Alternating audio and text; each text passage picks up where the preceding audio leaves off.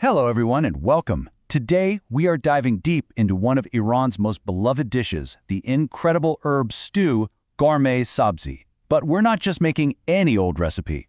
We're going to learn the professional version from the expert, Shahin Banoo, the kind of dish that turns any meal into a real occasion. So, let's get right into it.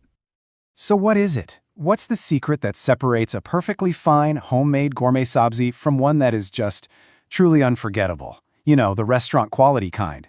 Well, it's more than just a list of ingredients. It's all about technique, it's about patience, and yeah, a few key secrets. And in this explainer, we're going to unlock every single one. Okay, first things first, let's get our arsenal together. Think of these as the essential building blocks for that deep, complex flavor we're going for.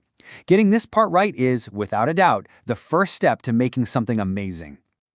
Now take a look at the balance of these ingredients. You've got 400 grams of stewing meat for that savory richness, 1 cup of red kidney beans for a great texture, and then a whole 500 grams of chopped herbs.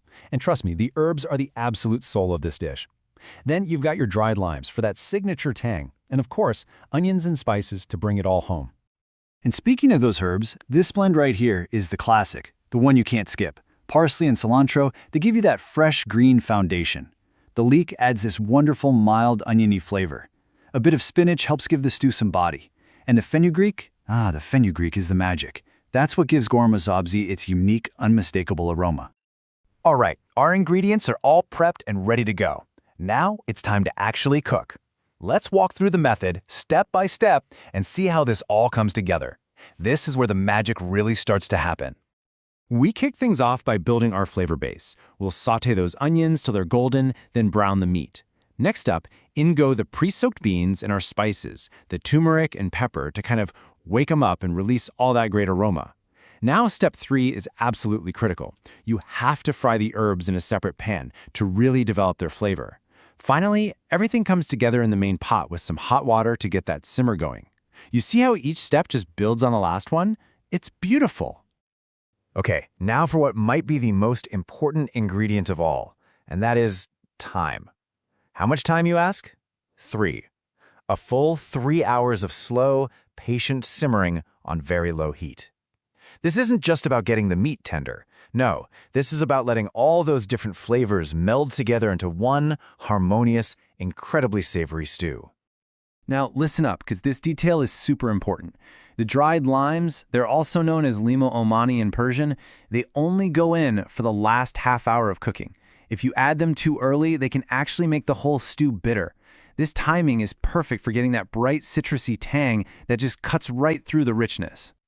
So, we've covered the basics, but we're here to learn the professional way, right? So let's get to the best part, Shahin Banoo's golden tips. I'm telling you, these are the little things that make a world of difference. And here it is, straight from the source herself. The techniques we're about to go over, they aren't just little suggestions. She says they are the main secret to getting that authentic, next-level flavor. This is what you've been waiting for. Golden tip number 1 is all about how you handle those herbs. You need to fry them in oil until they turn a really deep, dark green. This is what cooks out any of that raw, grassy taste and develops this incredible, earthy depth. But you have to be careful. There is a very fine line between perfectly fried and, well, burnt. Secret number 2 is all about those dried limes. So before they go into the pot, you want to pierce them a few times with a fork and then let them soak in some warm water for about 10 minutes. It's such a simple step, but it helps pull out any potential bitterness from the peel, which means you're left with a clean, purely tart lime flavor. And the final secret, well, it brings us right back to patience.